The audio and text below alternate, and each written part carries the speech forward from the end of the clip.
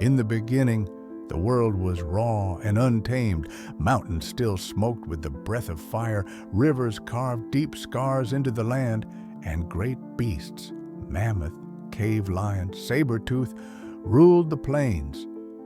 The sky seemed larger then, the nights darker, and the winters longer. Humanity was new, fragile as the shoots of spring grass. The first people had no villages, no walls of stone. They wandered the forests and plains, moving with their herds and seasons. Their homes were caves, hollow trees, or shelters of branches covered in hides. Everything they owned could be carried on their backs: flint for fire, bones shaped into points, and the stories they carried in their voices. Fire was their lifeline. It was not born of them, but stolen from the lightning and carried in burning branches. They guarded it carefully, never letting it die. Around fire they ate, told stories, and sang to the spirits. Around fire they kept back the beasts whose glowing eyes circled the camp at night. Fire was more than warmth. It was the first tool, the first god. Food was never certain. The men and women hunted with spears hardened in fire, stalking deer and wild horses across the open plains. Sometimes they brought back meat, sometimes only bruises and hunger. The women gathered roots and berries, taught by the earth itself, which plants gave life and which brought death.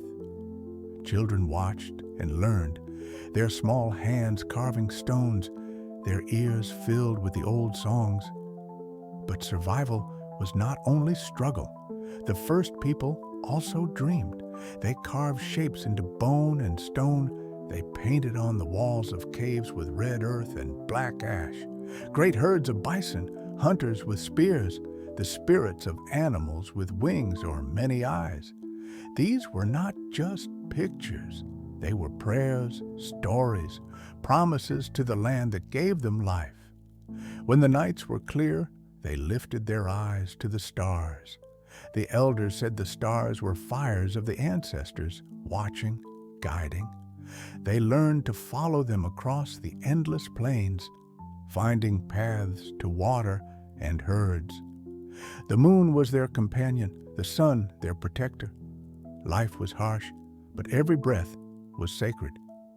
When a child was born, the clan sang to the earth, asking it to keep the child safe. When someone died, they buried them with tools and food, so their spirit would not walk hungry in the next world. This was the first age, when people were small against the vastness of the world, yet strong in spirit.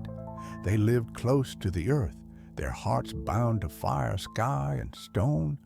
They did not yet know of kingdoms or cities, but they carried within them something greater, the spark of survival, of memory, of hope.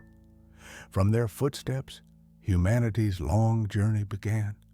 From their fires, the first light of our story was lit.